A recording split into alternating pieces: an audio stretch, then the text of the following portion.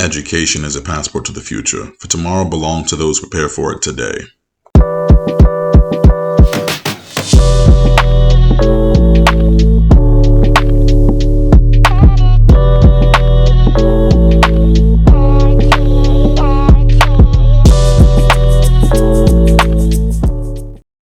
Hey guys, Professor Presbury back with another episode of Hey Professor, the show where we talk about everything you want to know about healthcare administration, health informatics, health information management, etc., etc., etc. I'm your professor, Javon M.H. Presbury, if you know me in that regard. And if you don't know me in that regard, I'm still Javon M.H. Presbury either way. I'm doing another short episode about management. A lot of people are interested in management for their future. Maybe they're in management now. Maybe they're looking to get into management. This episode is going to be about training in management and the kind of training I've received, which is actually kind of a misnomer or a misleading statement because I haven't received any. I've literally never gotten training in any position I've ever had as management. Now, that's not to say that every job is like that, guys. I'm not saying that. I'm just saying in the management jobs I've held, which I've held like 3 or 4 now, right? Different levels of management, different positions, different organizations. I've quite literally never been trained for any job I've ever had. I don't want that to scare you. I know some people are actually very procedural, right? I had a supervisor under me, and I'll tell you a little bit about that later. Because some people are very rigid, right? And that's not good, it's not bad, it's just a fact, right? The jobs that I've had that were in management, I'm still in management now, but the jobs that I've had that were in management were more kind of sink or swim. What I mean is you go into an organization, you get hired for that leadership role, they put you in that role, and you got to make it your own. You got to kind of be able to come in and assess what needs to be changed, if anything needs to be changed, what processes need to be improved, if anything needs to be improved, who needs to be fired, who needs to be retrained, et cetera, et cetera, et cetera. If you need more people, if you need less people, you know, how you can repurpose all those things. And when I say that, it's not to scare anybody, but it's an absolute fact. A lot of those positions kind of just throw you to the wolves, right? What I found sometimes that they throw you to the wolves because the people above maybe don't really have time. Maybe the people in this position don't really have the knowledge to go with knowing what that position entails.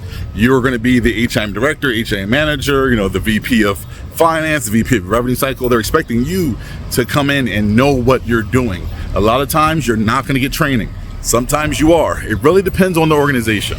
But again, circling back without being too redundant, a lot of jobs I've had, you go in and they expect you just to work. It's sink or swim.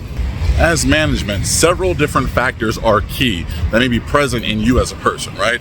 Your ability to assess a situation. You have to be able to come in and look at something and see what's wrong. Without someone telling you how it should be, you should kind of have a guideline in your head about, okay, that's not right, that may need to be changed. Creativity. You have to be creative in how you approach situations. You have to be creative as a leader in how you fix things. Will you need buy-in from other people that are higher up from you, or will you be able to get it done with what you have? That leads us into the next thing, resource management. Resource management is very important in leadership, and that's not something that they can really teach you. Do you have enough to get it done? You may want more, but guess what? You're not always going to be able to get more. I've worked at some organizations that were strapped for cash, and you may want another full-time employee, another FTE, but just because you want it doesn't mean that you're going to get it. You oftentimes have to work with what you have. If you have a team of 3 or you have a team of 30, you have to be able to restructure that team to get things done. A lot of times I've worked in situations where I didn't have enough people or didn't have enough resources to get things done, let's say, in a quick manner. So I would kind of switch my approach to saying, hey, you know what? We're going to move things little by little. So it's like I would tell my team, you know what? I'm not expecting you to complete the task. I'm expecting you to do a little bit of everything to kind of move the narrative on each of those items forward. Another thing that you're going to need is intuition.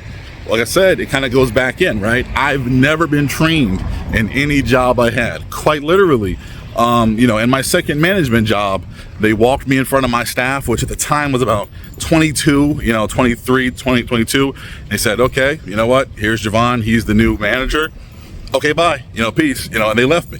That was quite literally it. And I went into the room, I sat down. There was a big glass window and everyone's looking at me. And I kind of had to, gather myself and really take stock. It was trial by fire. And the truth is, a lot of positions higher up, a lot of leadership positions are going to be like that.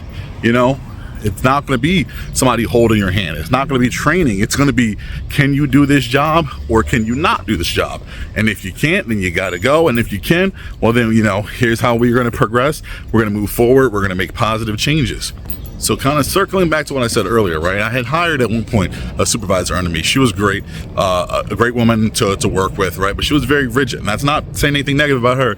It's just that she liked structure and she liked things to be very mapped out. And, this is what I do every day. This is how I'm going to do it, da, da, da, da. And I sat with her and I said, look, hey, you're the right person for the job. I know you are, but I'm going to let you know right now, management isn't always going to be you sitting down and following this set of instructions. You got to blaze your own path. And for some people, that's not something they want to deal with. I know a lot of people want to be management because it's more money. They want to be management because it's more power, it's more prestige, it's more respect, or whatever they think it is, right? But a lot of that comes with a lot of risk.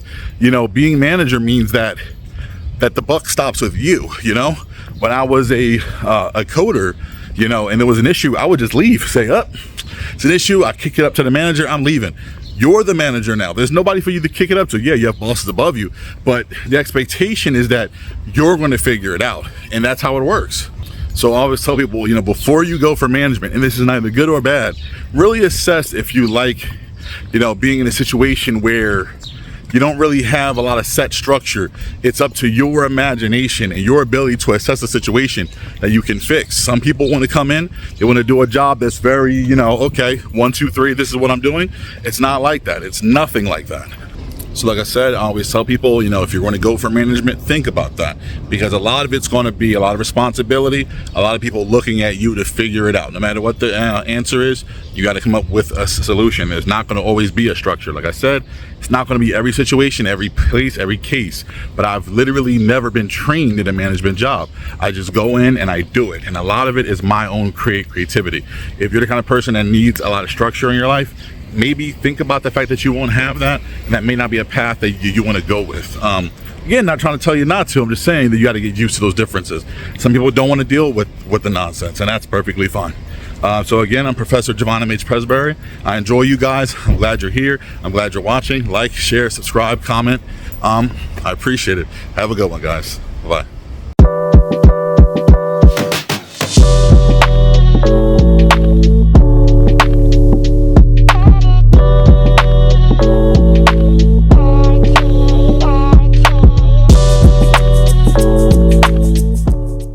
Intelligence is not enough. Intelligence plus character. That is the true goal of education.